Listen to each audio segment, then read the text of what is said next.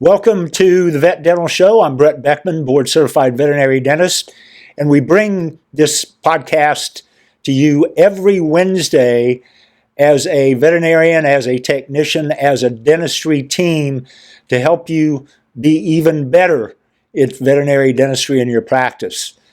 We're sponsored and partnered today with the Veterinary Dental Practitioner Program. If you're interested in being among the best anywhere in general practice as a team in veterinary dentistry, I invite you to request an invitation. Just go to ivdi.org/INV, like invitation, first three letters INV. So IVDI, International Veterinary Dentistry Institute, ivdi.org/INV, and we'll get you the information that you need. How do you find owners respond to finding out their pets are going to lose a lot of teeth when to them they appear normal? So that's a really good question. We get that not just with this, but we get it with a lot of other scenarios. And when you're talking to owners, the best thing to do is show them pictures that are similar to what you're dealing with in their actual patient. So you're not going to have radiographs of the patient, but or maybe you do if you stage the procedure. If you go in there, you take radiographs, and you go and you show owners afterwards, which is common to do, and that's fine. But if you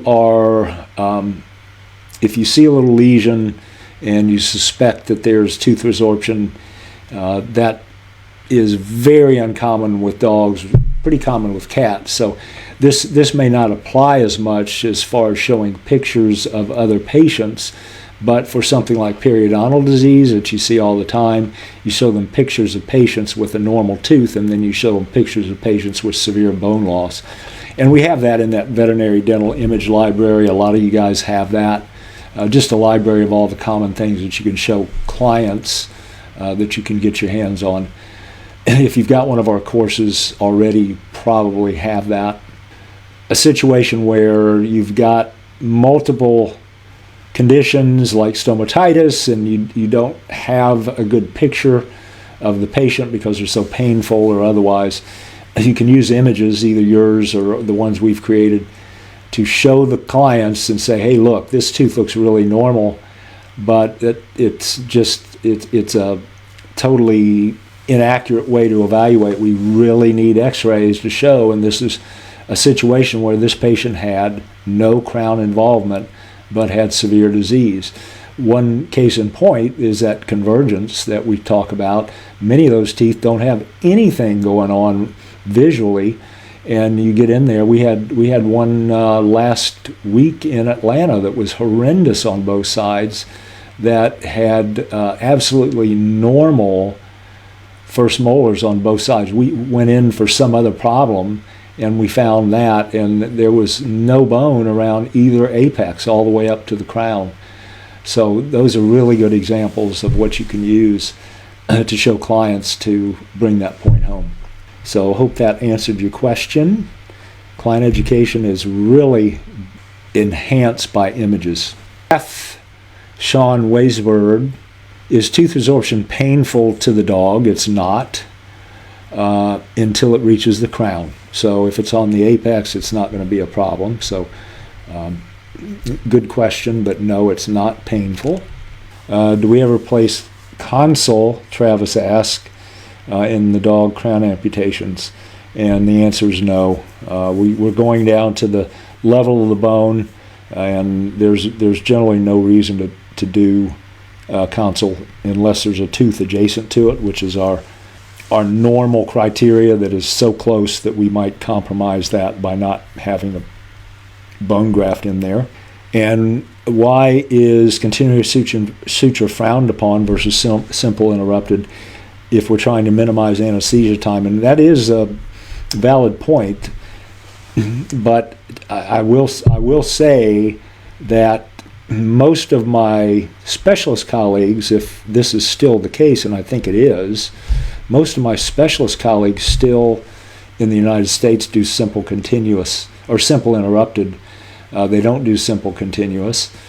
Europe, they do. The EVDC, they've been doing that for years, and Margherita Garcese is from Italy, and she is the one that confirmed my initial inquiry on doing that because of the expediency. But I wouldn't recommend that you just start doing that unless you've been doing surgical extraction for quite some time and are used to having great success with simple interrupted.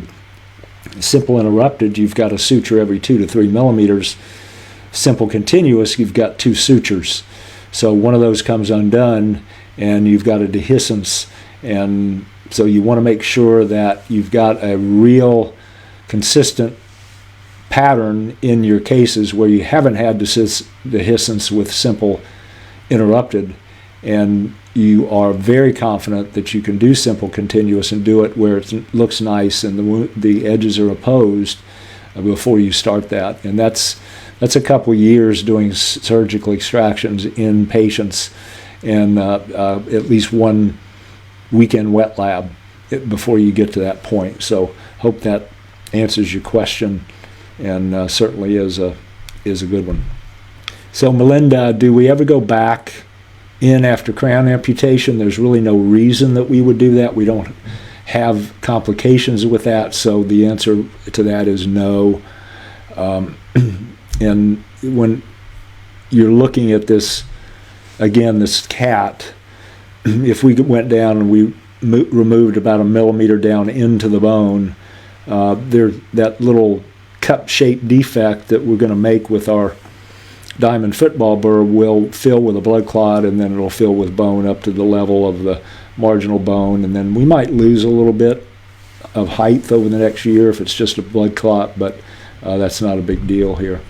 So would it be possible to explain in detail when we opt for partial extraction versus complete extraction? I'm still unclear with that. And this, again, go back to this. Complete extraction would be if you have a root tip where you have a lucency, even if there is resorption between the root tip and the crown. So that would be one reason where you would have to go back and go down in, and that's very difficult. That generally falls into a referral category, and that's not very common. That doesn't happen very often. The other part of that question, partial extraction would be the tooth portion of the apical portion that is not tooth and is resorbing. So you would take the tooth part, which is going to be coronal in almost all instances, extract that, and then smooth the bone apical to that, and then that would be your partial extraction. So you get the tooth part that's coronal, you smooth where you're getting replacement resorption, where that demarcation between tooth and root exists. And so I hope that answers your question. So Cindy talks about canine tooth resorption in dogs. I never really saw this in dogs until the last 5 to 8 years. Do you think it's becoming more common, or I'm just noticing it more?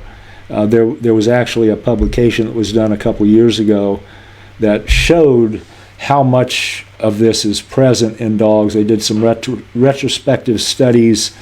They did a study, ongoing study, in a couple of the universities.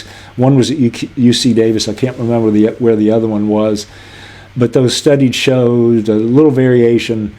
One was in a specialty practice, so they expected more resorption versus not, because some are referred for that. And there were 56% of dogs had tooth resorption, and the ones that was more of a general practice, general dentistry service in a university, that one was 46%. So anywhere from 46 to 56% of patients have that tooth resorption. So we can expect it to show up as we progress through the age of that patient. And we have a question about cause here coming up, so we'll approach that as well here in a second.